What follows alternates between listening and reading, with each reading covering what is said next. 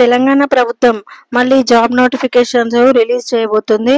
అయితే ఇప్పుడు ఏ ఎగ్జామ్ తీసుకున్నా జనరల్ స్టడీస్ పేపర్ 1 అయితే ప్రతి ఎగ్జామ్కి ఉంటుంది. అయితే ఒక్కసారి పేపర్ 1 చదువుకుంటే ఇప్పుడు ఒక 2-3 ఎగ్జామ్స్కి అప్లై చేసిన అదే సిలబస్. ఇప్పుడు మేము ఏది చదివినా అవే క్వశ్చన్స్ వస్తాయి.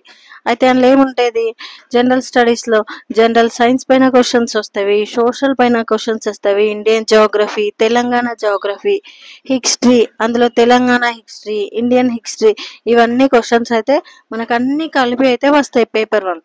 అయితే ఆ క్వశ్చన్స్ మనం ఒక్కసారి ఆ సిలబస్ అవన్నీ మంచిగా చదువుకొని క్వశ్చన్స్ అనేటివి ప్రాక్టీస్ చేద్దాము. ఎట్లా ఉంటాయి క్వశ్చన్స్ అనేటివి ఇట్లా ఒకసారి అయితే చూడండి. ఇక్కడ ఫస్ట్ క్వశ్చన్, కల్పక్కం అణు విద్యుత్ కేంద్రం ఎక్కడ ఉంది?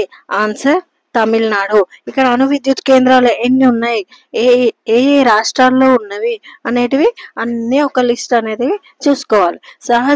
సహజ సిద్ధ ఓడరేవు అని ఏ ఓడరేవుని అంటారు? విశాఖపట్నం ఓడరేవు. Next, centre for cellular and molecular biology CCMB ఎక్కడ ఉంది? హైదరాబాద్. ఈ విధంగా పరిశోధన సంస్థల పేర్లు అన్నీ రాసుకొని చదువుకోవాలి. జాతీయ సముద్ర పరిశోధన సంస్థ ఉన్న ప్రదేశం? ఆన్సర్ పానాజీ. కావేరీ నది ఏ ఏ రాష్ట్రాల గుండా వెళ్తుంది? కేరళ, కర్ణాటక, తమిళనాడు. థార్ ఎడారి ప్రాంతంలో ఉన్న ఒకే ఒక నది తాని టుని. తూర్పు పశ్చిమ కనుమలు ఎక్కడ కలుస్తాయి? తూర్పు పశ్చిమ కనుమలు ఎక్కడ కలుస్తాయి? నీలగిరి కొండలు. జనసాంద్రతలో మొదట ఉన్న రాష్ట్రం ఏది?